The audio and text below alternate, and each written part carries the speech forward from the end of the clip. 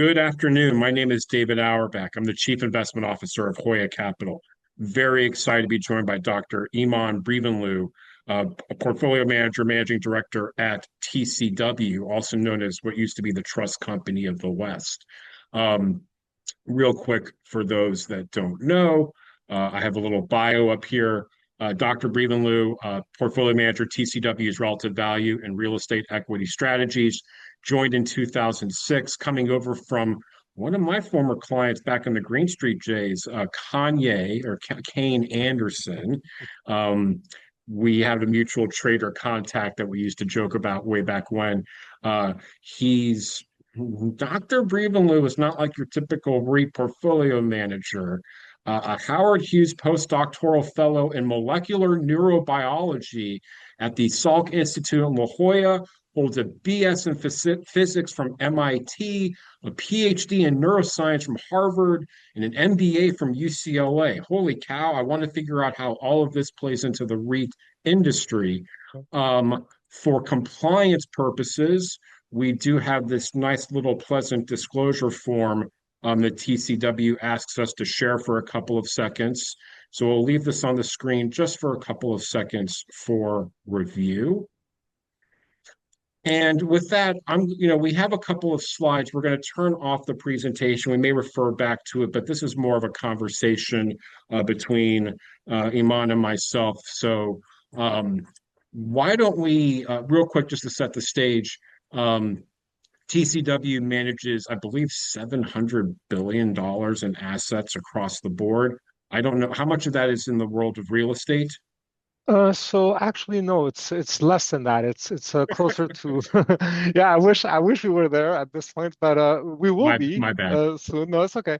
I believe it's around 200 billion. And of that, more than 80 billion touches real estate in one way or another. I mean, not just in equities, but when you count fixed income and the various, mortgage-backed securities, RMBS, CMBS, and real estate in kind of the broadest sense is over 80 billion. Okay, so a very big exposure, and you guys are global, so we're going to get into the global angle as well. I do want to share this interesting from their website, from the presentation here, how TCW operates. Um, So they've been around since 1971. As you mentioned, 206 billion. I obviously can't read. 640 professionals. As we look at the team, we look at the thematic focus. They look at a long-term horizon for secular themes. And we're going to be hitting on this term secular themes throughout our conversation today. They obviously have deep resources, a very concentrated process across 40 holdings. And then you look at kind of the focus, where it's talking about credit, equity, sustainability, securitized assets, and focusing on the international market. We do talk about some of their position limits, their various things like here that kind of make up the sweet sauce of TCW. And I wanted to share this investment process. They have this really good conical approach, kind of almost like a top-down approach here. Market cap driven, then looking at the secular themes, sustainability, risk, and value drivers, emphasis placing on cash flow visibility and management quality, and then picking a portfolio of 30 to 40 companies. So with that, Dr. Brivanlou, let's jump into it because we keep talking about this secular themes. So when I think of secular themes, the first thing that I think of that jumps out, and I believe you talk about it in a different presentation, is the dreaded two-letter word AI. So how does AI play into, let's take a step back. How does TCW implement AI potentially in some of the stuff that you're doing? And how do you feel AI impacts the world of REITs? Now, you guys do have a good slide where we talk about some of these themes, and more importantly, which sectors could benefit and be a detriment to these various secular ideas. So we'll start with AI, we'll hit on a couple others, and then we'll take it from there. So the floor is yours, sir. Yeah, absolutely. Well, David, first off, thank you so much for having me, and thank you to Hoya Capital for hosting me here for this podcast.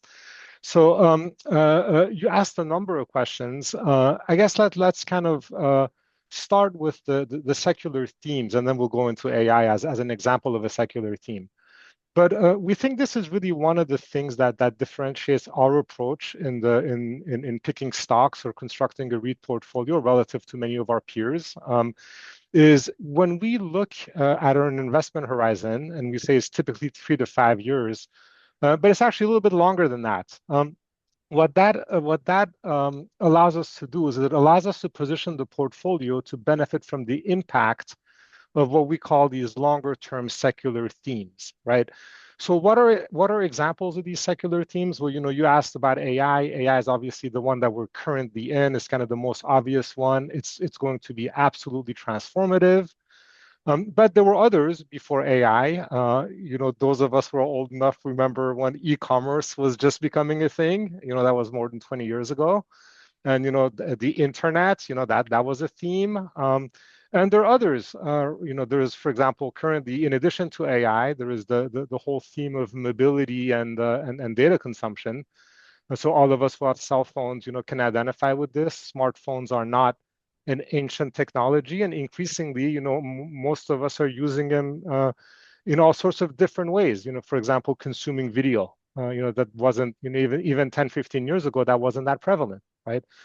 And so what's really interesting is typically, the market is anticipatory, right? And so when these themes hit, and the themes almost always originate from an area outside of real estate, typically it's technology or it's healthcare. There will be some very exciting development in healthcare or some exciting development in technology. And so the market very quickly focuses on those at the epicenter of where the theme came from.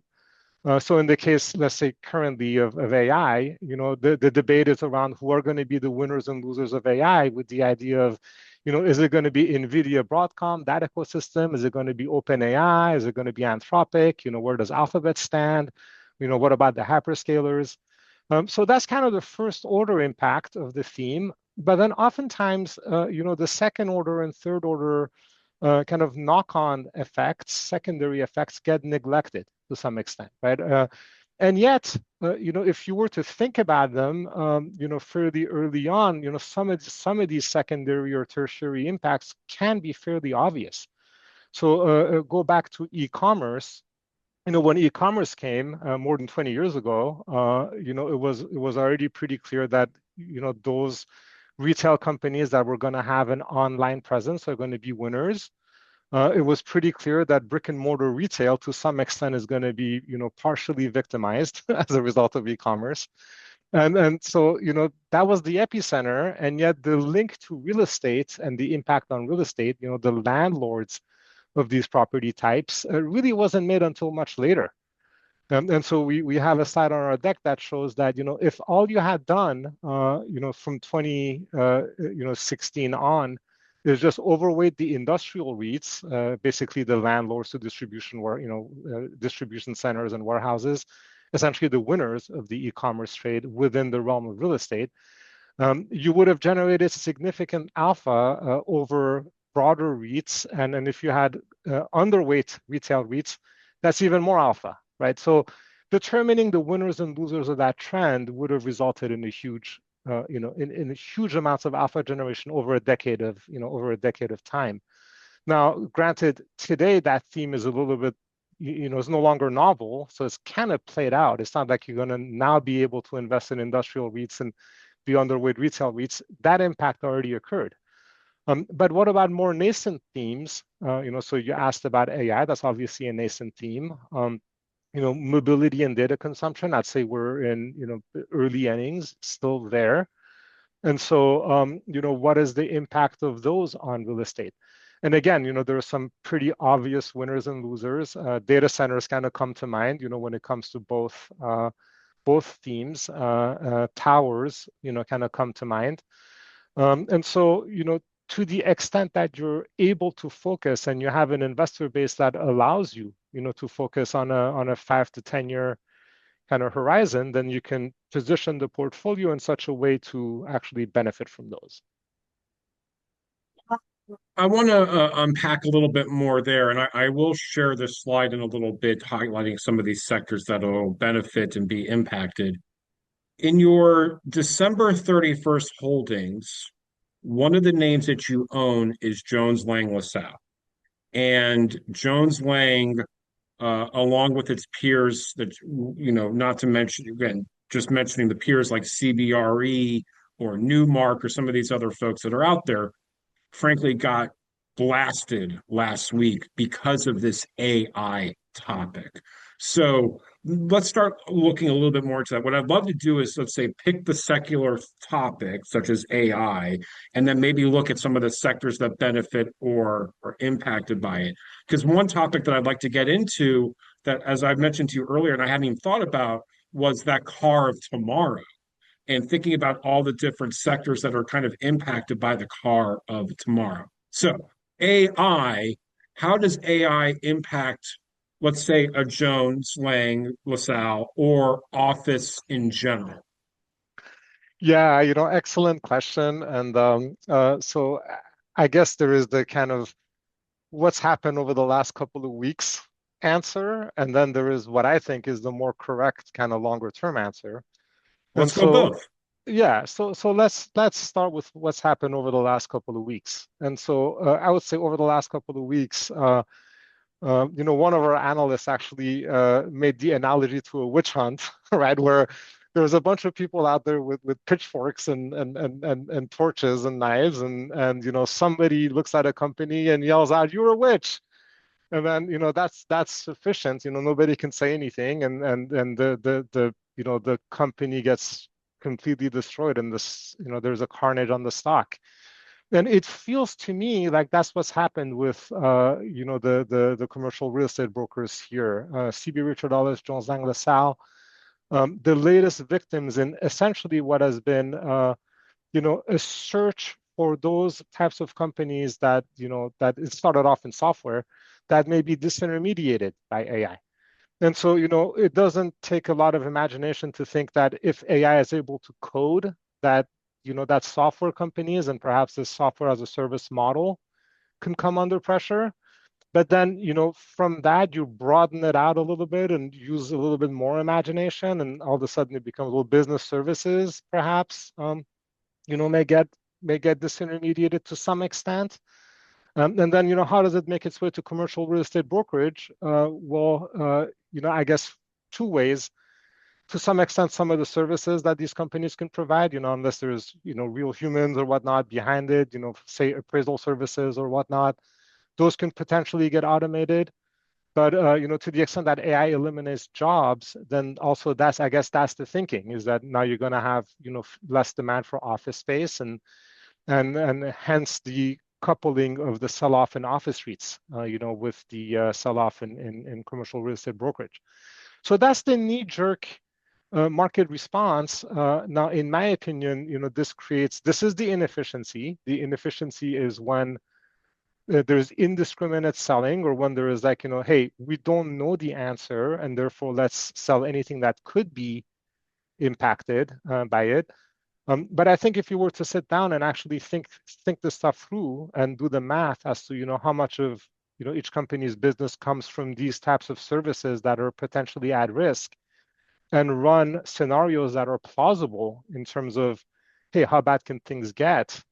Then you find we have found based on our research that the type of reaction that we saw from the market far outpaces what's actually at risk in terms of earnings potential and potential revenue generation. And that is not even to say, the two positives, which is, of course, that these companies, and you mentioned CB Richard Ellis is in the same boat, they're both kind of dominant in their space. To the extent that these disruptions disrupt the weaker kind of smaller players in a still fragmented industry, that benefits the bigger players that can potentially actually benefit, from deploying AI themselves. They have the scale, they have the ability, they have the managerial talent, and they can use this as a differentiating factor in the services that they do provide, whatever fraction doesn't get disintermediated, right? And so to us, these are areas of opportunity, and we think that we're still, very much in that stage of the market where the fear is is fresh and it's recent and it's it's led to some behavior that I would say is resulting in inefficiency, at least in the near term. Seems like it's more of like an emotional trade at this point. Um, when I think about the world of healthcare as an example, like robotic surgery, if AI is doing the actual surgery, controlling that, there's still a human element that's overwatching the robot, obviously. There's still going to be some type of human element, I think, that's associated to it. So I personally don't think AI is going to be the death of the world of real estate investment trusts, but clearly it's impacting every single sector that's out there, no question. Well, you started the conversation with e-commerce. Now, e-commerce is aged a little bit now compared to, let's say, where AI is, especially when you look at how um, I say e-commerce pre-COVID, e-commerce post-COVID, and how, that whole landscape has changed. Well, let's talk about e-commerce in the world of 2026 and beyond. How do you feel e-commerce could impact some of these REIT sectors going forward? Yeah, so e-commerce is the example that we love going to, when we talk about these secular trends, and it's because to some extent we've seen the movie, right? So it's kind of played out, and like you mentioned, the history is the history, and then the industrial REITs were the winners, and the retail REITs were the losers, and that more or less was true going through COVID, right? But then it's like everything else, you can only go to the wall so often. No gift keeps on giving. And then at some point, the retail REITs became oversold, and there was too much enthusiasm around, around industrials. And you had whenever you have this type of disparity, new supply is sure to follow. In the industrial space, and whenever you have such strong headwinds as you had in retail, supply growth becomes more muted, and those survivors, those with the footprints that were the highest quality malls or the A quality malls or retail space, were able to further differentiate themselves and invest even more. And then it became more of an experience rather than just a shopping, kind of destination, right? So this is kind of where we are now, where it's back to, bottom up stock selection, or the real art, I guess, of what we do, which is, now I've kind of portrayed our approach as, writing these long-term secular themes.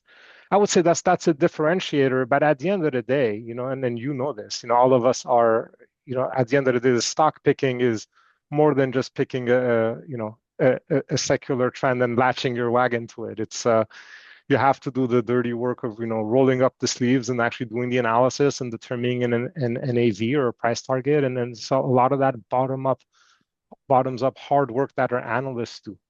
So where are we now? I would say that we're still in an area where I think the future for industrial REITs is a little bit murky. The supply picture is there. There is a lot of it, and things are just beginning to balance out. In high quality retail, I would say that things are a little bit better right now. So to us, that's an area of opportunity. Is many of these franchises, like the dominant regional malls, they were left as dead just a few years ago. And it wasn't because it was low quality real estate. It was because it was the sector was oversold, essentially. So I think that's where we are there. Yeah, and we've again not talking about stocks that you own, don't own, but we've heard the commentary from several of those management teams, especially like a Kimco or a Tanger or even like a Macer. Some of these names that were under pressure for a long time, where these guys have said, look, there has been no new development. Our existing property becomes that much more valuable since we're not seeing new development. We're signing new leases with double-digit rent spreads. I mean, again, some of the numbers that these guys are putting up at the company level, on a lease by lease basis, some of these are like very eye-opening. Like you'd be surprised at how much that sector has recovered, especially again for those that are taking this longer term view, kind of watch what's going on at a Macerich in a turnaround process right now, where if you really want to go deep in the weeds, go look at somebody like CBL Properties, again, which is kind of, again, I'm not saying buy, sell, or hold here, but companies that are kind of evolving over time as these secular trends evolve as well as you're talking about. Okay, two more topics I want to hit on. I mentioned one, and I'll get to the second one. But you talk about the car of the future. And I feel like that's really interesting because it's not something that I think about every single day. Now, I'm also driving a 2017 10-year-old car at this point versus the very modern, friendly Tesla with the computer screen, all that type of stuff. But talk to me about the car of tomorrow and basically the impact to the world of REITs. Yeah, again, this is an indulgence that is afforded to us because we can look out or have been given a mandate by our investors to look out beyond 5 years. And again, I think that what's happening in the world of mobility and transportation is going to be truly transformative and potentially revolutionary, right? So think of the way in which cars are used today. All of us probably have one. It sits there in a garage most of the time, like 90% of the day, if not more. And then you drive it for an hour or so. In LA, a little bit more, an hour and a half. And then it sits in another garage, and then you drive it again for another hour. So the usage of, the utilization rate of this assets, and some of them are very expensive, is quite low. So there is going to be pressure towards having autonomous cars that perhaps service more, than just one individual, right? So it's not a far-fetched thing to think, and I think this is to some extent the Tesla vision, to have fleets of autonomous driving vehicles that drop people off and then go and pick other people up and drop them off, and so much fewer cars on the road, much better utilization rate of that asset. And so again, right now we're in the stage where the winners and losers in that epicenter are being determined. Is it going to be LiDAR technology? Is it going to be Waymo? Is it going to be Tesla, robotaxi, right? And yet nobody thinks through that there's going to be somewhat predictable secondary, tertiary effects in real estate. And I'll give you a funny anecdote. We met with a CEO of a retail company not too recently, I guess a couple of years ago. And we asked, what is going to be the impact of autonomous driving technology on your business? And we were looked at like we were kind of out of this. What kind of question is that? I run a retail REIT, and but I guess lost on the individual was the fact that a significant amount of their acreage is actually currently being dedicated to parking, right? And so that's something that perhaps you might need less of, in 5 years' time Well, or in 10 years' time. I don't mean to cut you off, but at least Yeah, with that topic with retail REITs, that conversation has been going around for over 10 to 15 years now with Uber and Lyft. right. So, that was addressed by the mall and retail guys well more than 10 years ago.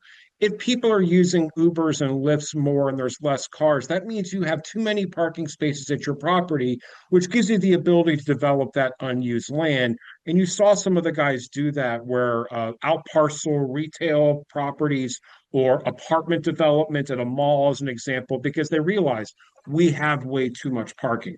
But I want to rein it in. So, again, talking about this car of tomorrow, what sectors do you see are benefiting from this, and what sectors are kind of impacted by that potentially? So beneficiaries are going to be retail because of the optionality that it affords them around the land that is currently parking. Then I would say potential victims are, those that would sometimes be categorized in the triple net bucket, because a significant fraction of the tenant for some of these companies, the tenant base, are these gas stations, right? So in a future where these fleets are presumably more electric and more hybrid, then that's a particular tenant type that may not be as strong. And then think about how do you actually repurpose that property, right? So in the suburbs of LA where I live, literally every major intersection has one or two gas stations. Is that really needed in 10 years time, in 15 years time? And then it's too small really to be anything else, right? That property type. I guess it could just be a convenience store, that the little thing thing that's attached to where the cashier is, but it does Got my pressure that hamster. tenant base. Yeah. You, you got my hamster wheel spinning because does that mean that we could potentially see like an EV REIT down the road where this company owns EV charging facilities across the country and they roll it up into a REIT? We own this charging station at this intersection in this city times 500, and boom, here's our national footprint. It could be, but that's part of the beauty of EVs, right? It's like I have an EV and I charge mine at home. And then once I charge it, I don't need to charge it again for a fairly Unless you long go time. on unless you go on that long road trip. That's right. And in which case, I won't need one at every single intersection, right? So a charging station. So I think there is a potential for this location there, and I don't think it's an easy one for one sub. Instead of a pump, you put a charger. Instead of a gasoline dispensary unit, you have a charging unit. So I think that's something. And again, it's not going to be imminent, but it's part of our approach is kind of that frog in the pan phenomenon, right? It's like it's not obvious until at some point you start to see it in the numbers, and then people rush out the door. At first there'll be a panic, and then sure enough the pendulum will swing the other way, and the real estate will be discarded as if it was completely worthless, and reality is somewhere in between. Let's put a bolt onto that question. Do you think gas stations could evolve and actually include EV charging stations at their existing properties? Or is that like, am I talking out of my you know what? No, I think it could be the answer for some of them, but not every single one of them. You're not going to need that density. Um, you already don't need that density even for gas because there is enough kind of enough improvements in technology that have increased the mileage of most cars, and with hybrids and with EV already kind of eating into that share. Most of the pumps at most of my local gas stations are empty. So right now it's just a convenience store that's essentially keeping that tenant base afloat. Would you believe they're building a gas station right across the street from my office here? We're watching it be built right now, and I think there's going to be like 15 pumps there. I So love it. that'd It's be the too much. classic counterexample. Yeah, I'm probably just living in a But I'm in bubble. Texas. I mean, well, wait, remember, I'm in Texas. I'm in the land of pickup trucks, and fuel efficiency is not in our vocabulary down here. So, um, all right, another big topic that you guys write about is climate change. Now, I know that this is, we could take this from a couple of different angles, but you guys focus on a secular theme of climate change impacting REITs and real estate. Go into it. Yeah, so clearly this is going to impact real estate, and I wish that I could tell you with much more transparency or much more certainty or more authority, who are going to be the winners and who are going to be the losers.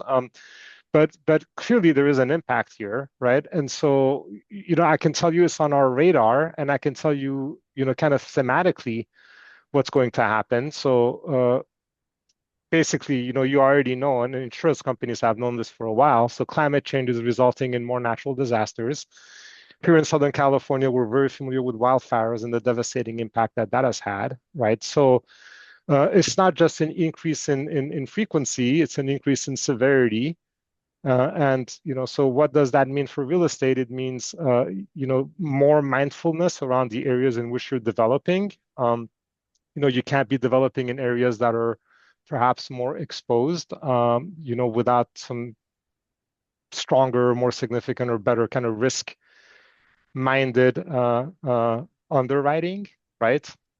And then from a construction material standpoint, you need to build with better materials that can perhaps withstand, better, some of what nature is going to unleash on them. So right now, it's still kind of at that thematic stage. It doesn't translate into, hey, buy company A because that's going, or AYZ because that's going to benefit from climate change versus not. But be mindful of particular footprints, geographic footprints. Be mindful of the age of the properties that you're buying in a portfolio. Insurance costs, those are going to rapidly evolve, more often than not in a negative direction. So what may have penciled in, 10 years ago is probably not going to pencil in today. if you're, developing in a high risk area.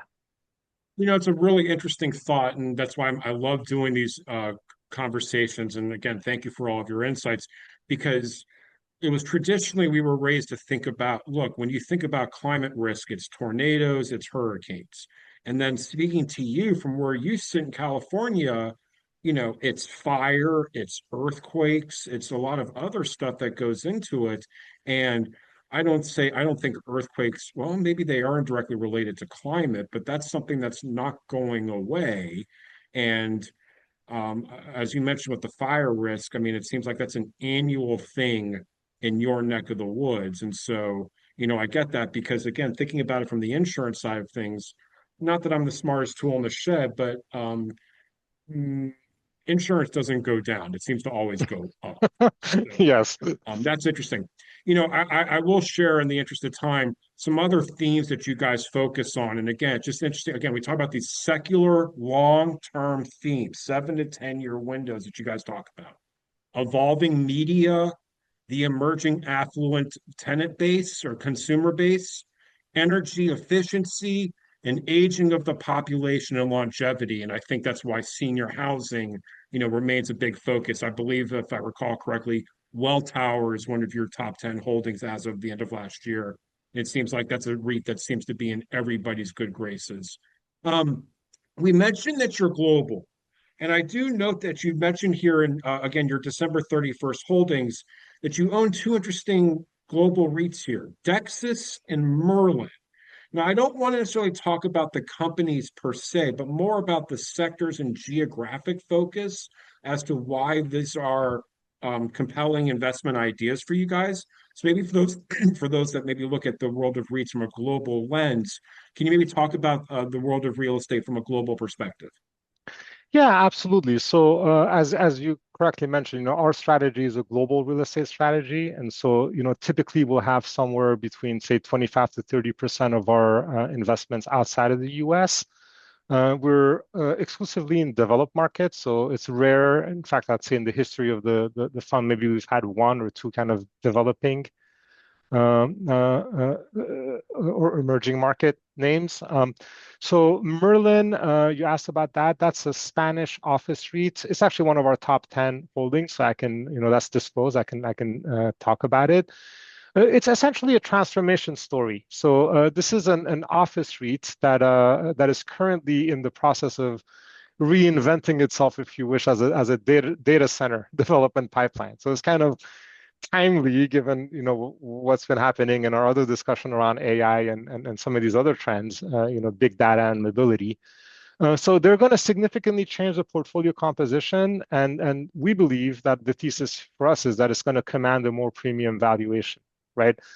As is often the case, there's a lot riding on execution. We think that some investors are hesitant over the upfront capital investments that are going to be required, to build out a data center portfolio. But we've seen this movie before, and we've seen it in the US with, names like Iron Mountain and Goodman Group in Australia, which I'm another one of our holdings that I'm happy to talk about, which gave us confidence to enter, Merlin. So, we can tell you that these developments are typically more pronounced in the US, in terms of data center build outs and conversions. But they're also happening now in overseas markets. And so, for example, Amazon recently announced a full rollout of a European cloud product. And CoreWeave and NVIDIA cited Spain as a target geography to build out new data centers, right? So again, it kind of comes to, do we have some kind of secular tailwind behind us to give us a little bit of a margin of error, if we get some of the details, specific details wrong on the name. Merlin in particular has an analyst day coming up in March. So, we think that there's going to be, announcements about the sizing of that pipeline that they're doing. So hopefully the news is going to be well received, but that's really the basics of it. And on the other hand, the actual portfolio that's still currently office is very stable. The quarterly leasing metrics have been solid. Things are pretty strong in Madrid, it turns out. The office space is kind of thriving there. So So that's kind of an example of the type of stuff that we'll dabble into on the international side. Um, and So then Dexus, I'm happy to talk about too if you wish, or Goodman, whichever one you want. I was just going to say it's a long flight from LA to Barcelona or to Madrid. I would love to make that trip with you. More importantly, to go have tapas or try to resurrect El Bulli and have a good meal out there. But yeah, let's talk about Dexus as well, since that is in your 1231 holdings. What is it about Dexus and that geography that excites you guys? Yeah, and by the way, we can definitely walk and chew gum. We can go have tapas and visit some of the Merlin properties out there. So anytime you want, David, just let me know and we'll go and we'll arrange a visit with management. I'm But happy to be your back. I'm happy to be your back handler if you're looking for a side gig. Go ahead, please. so Dexis, this is kind of more of a bread and butter office REIT. It has a little bit of, I guess, it has some logistics, retail, and other types of properties as well. But the idea for us is, we try not to be, too, I guess the way I want to say it is, if the office subsector is a significant constituent of our benchmark, and we do have these secular views, that office faces very strong headwinds and is going to be a long-term secular loser. But we recognize that, from an active risk management vantage, it's not necessarily the right thing to do for our investors to be at zero, when the benchmark has a meaningful set of exposure. So we try to find names that would, kind of be in that bucket that to some extent can withstand, the broader headwinds that are impacting the industry. So Dexus is one of those examples. The Australian office market is also more resilient, I would say. From a cultural standpoint, they tend to favor kind of going to work and working less from home. Um, Dexis's occupancy is 92%. Its incentive levels are well below that of the market. So from a competitive standpoint, it's one that stands out, and valuation, to us was attractive. And so this is one of those names that we think provides, checks a lot of boxes for us. The international box, the office box, and some degree of resiliency from some of these broader secular headwinds that we've been discussing. If you had to look at the crystal ball, we're going to go 20 years out. So outside your, 7 to 10 year window. If you were looking at 20 years out, would you assume that the portfolio makeup, global versus domestic and all that, would you assume it's going to be pretty much the same? Obviously, the holdings might change, but do you feel like the domestic versus global weighting might change? Also, I want to hit on one point. You mentioned you focus on developed and you avoid, let's say, emerging, right? But that which is emerging today could be developed tomorrow. So, as an example, like Africa is considered an emerging market today, whereas 10 years from now, 20 years from now, it could be a developed. Look at India as another good example. I feel like, we're seeing more and more countries embracing the REIT structure, which means there's going to be more and more opportunities out there to play some of the best landlords across the globe. What's your thoughts there? Yeah, actually, you really raise an excellent point, right? So I'll tell you, I've been studying the REIT space really ever since I joined TCW initially as an analyst back in 2006. So 20 years, and when I first joined, I'll tell you our benchmark in real estate was considered really what are the three kind of core property types today were pretty much the whole thing. It was like office, retail, and resi.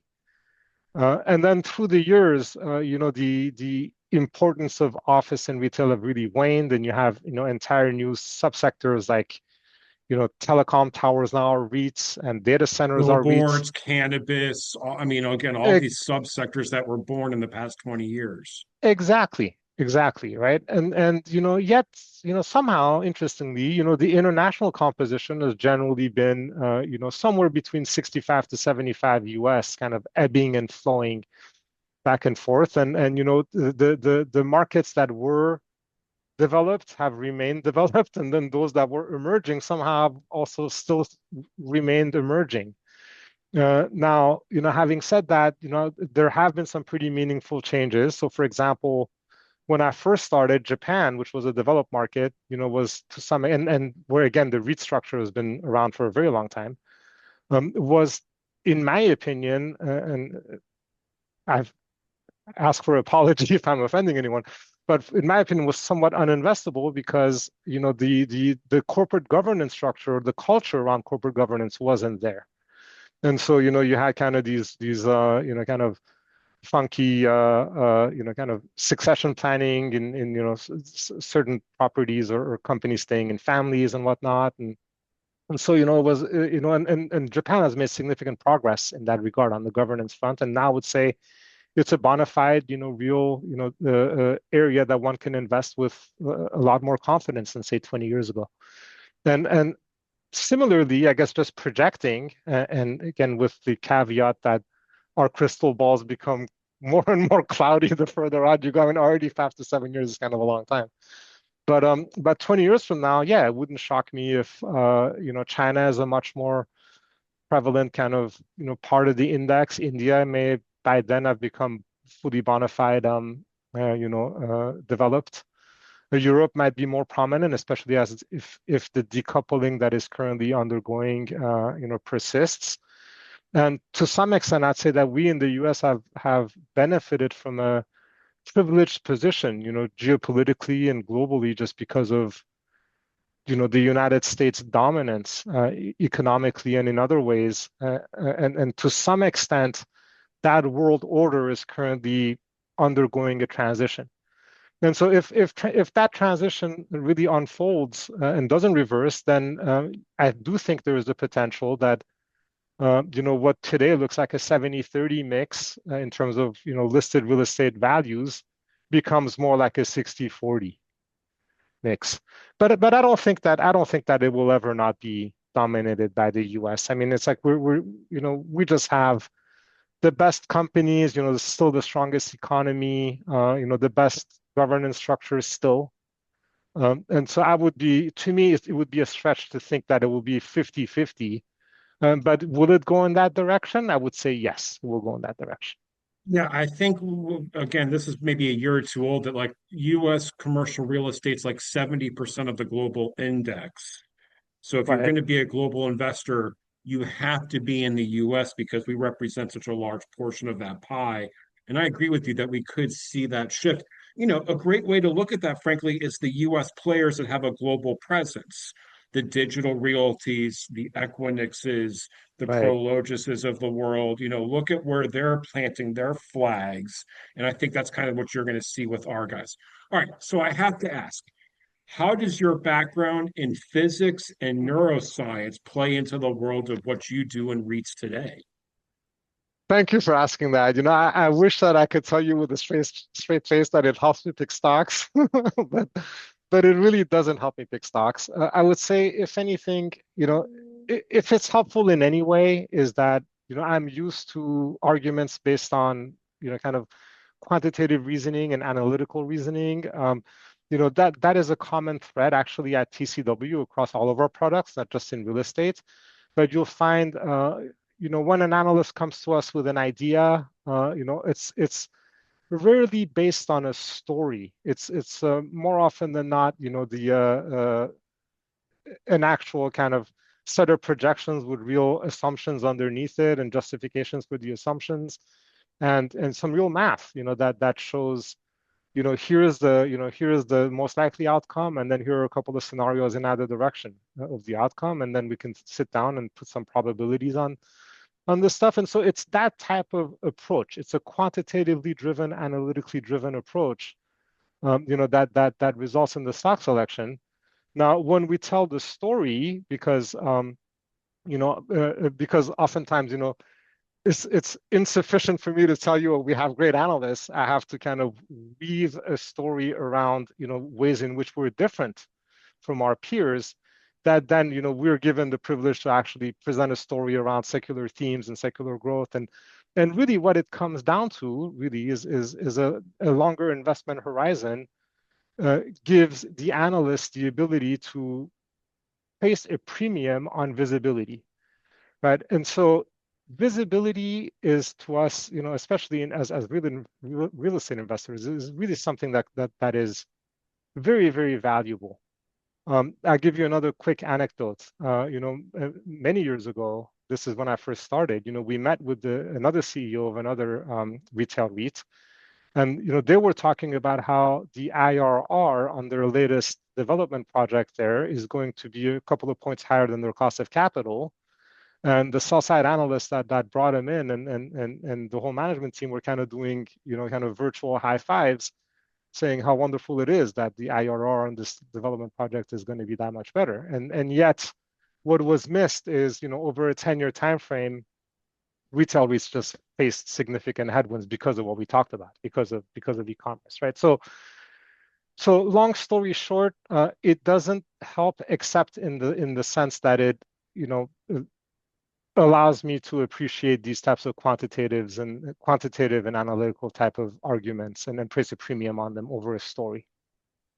I mean, I ask because I don't know many REIT folks with a neuroscience and physics background. So you're definitely an odd duck in our little industry, that's for sure. So with all that we've digested today, what keeps you up at night these days? Wow, that's a great question. So uh, I would say it's a broader thing. It's not just specific to real estate, but maybe two things. The I will give you the more tangible one first, and then I'll give you the kind of more fuzzy. It's not fuzzy, but the more kind of weird one, I guess, later. But the more tangible one is, the dysfunction of our politics here in the US is, to me, really kind of troubling. And it's not in any one side or the other. It's just the gridlock, our inability to really come together uh, as a country, the polarized nature of the debate that exists, I think to some extent leads to paralysis. And it's a significant disadvantage when other countries don't have that to the same extent. And so, what is the practical impact of that? Is I talked a little bit about the privileged position that our country has held. It keeps me up at night that we keep that. I really hope that we get to keep that. I'm a U.S. citizen. I wasn't born here, but I'm a citizen here by choice, and I love this place, and I want it to remain the dominant force in the world 20 years from now. And I hope that it will, and I think that it will. But I'm kept awake because recently, over the past 10, 15 years, I would say slowly, but now we're at an even more of an extreme position. The dysfunction has become crippling, and so that's one thing. And then, on the AI front, I think that this is a once in a I can't even say once in a century. I say this is a once in a millennium, or once in a, perhaps even on the scale of humanity, one type of event that occurs once. And then if we get AI that is smarter than humans, artificial general intelligence, I think we may unleash, uh, unless we actually keep the thing very well aligned, which I don't know that we can. We may unleash something that has unintended consequences. And a lot of people much smarter than me have written about this. I will refer to the works of Max Tegmark and Eliezer Yudkowsky and others as to the potential risks and perils of having a race towards AGI without having solved the alignment problem first, which is where we seem to be heading. So those are two things that keep me up at night. The most important question: do the Dodgers repeat as World Series champions this year? Undoubtedly, undoubtedly, the Dodgers will repeat as World Series champions. I guess I'm supposed to think probabilistically, so that would be the base case. And then the bear case is that it's the Yankees. Go blue. Dr. Brivanlou, I really thank you for all of your great insights over the past 50 minutes. I think this approach, thinking about these secular trends with a 7 to 10 year time horizon that you're looking at, is a very interesting way to look at things because We're talking about a sector that seems to be evolving by the day, week, month, year at this point. And when you look at our sector with long-term lenses, you're really able to find some winners that are able to stand the test of time, that have been around a long time, like a well tower, that have dealt with a lot of these big macro changes, themes, topsy-turvy economy, COVID, whatever, and they're still riding along, coming out the other side of it. So I look forward to revisiting this conversation and seeing how things play out. But on behalf of the entire Hoya Capital audience, I can't thank you enough for your insights today. Well, David, thank you so much. I really enjoyed the discussion that we had, and it's been an absolute pleasure, to speak with you. And thank you to Oya as well. Thank you again. Really appreciate this.